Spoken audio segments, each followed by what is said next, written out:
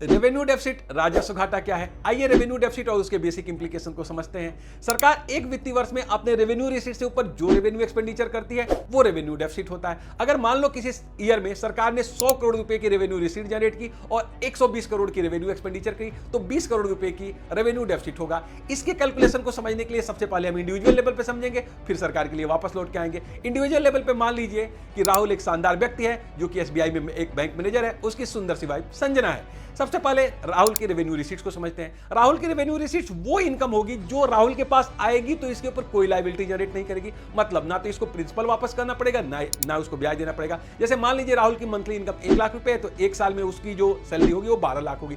इसी तरीके से जो उसने घर को अपने किराए पर रखा है उससे 2 लाख रुपए की एनुअल रेंट मिलता है और साथ साथ जो उसने 10 लाख रुपए की एफडी की है उससे 1 लाख रुपए का ब्याज। इस तरीके से जो रेवेन्यू रिसीट्स है राहुल की वो हो गया पूरा जो है 15 लाख रुपए।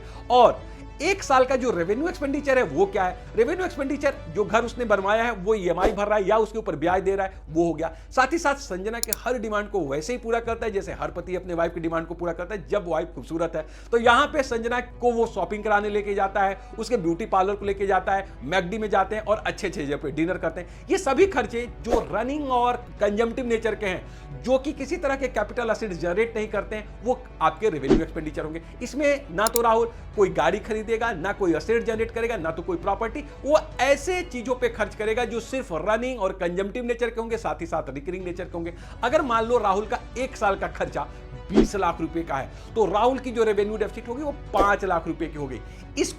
इसको जो है हमेशा अगर राहुल की डेफिसिट ये बढ़ती जाए तो आप सोचो कि कितनी प्रॉब्लम होगा। उसको हर साल लोन लेना पड़ेगा, डेट लेना पड़ेगा, तब इसको पूरा करेगा। इसी तरीके से जब सरकार एक साल में अपने रेवेन्यू रिसीट से ज्यादा रेवेन्यू एक्सपेंडिचर कर रही होती है, मान लो 100 करोड़ की रेवेन्यू रिसीट, 120 करोड़ का रेवेन्यू एक्सपेंडिचर, तो 20 करोड़ सरकार कहीं ना कहीं से लोन लेके पूरा करती है और उसके ऊपर ब्याज भरती है। इस तरीके से जैसे राहुल डेब्ट ट्रैप में फंस जाता है उसी तरह सरकार भी फंस सकती है। Thank you.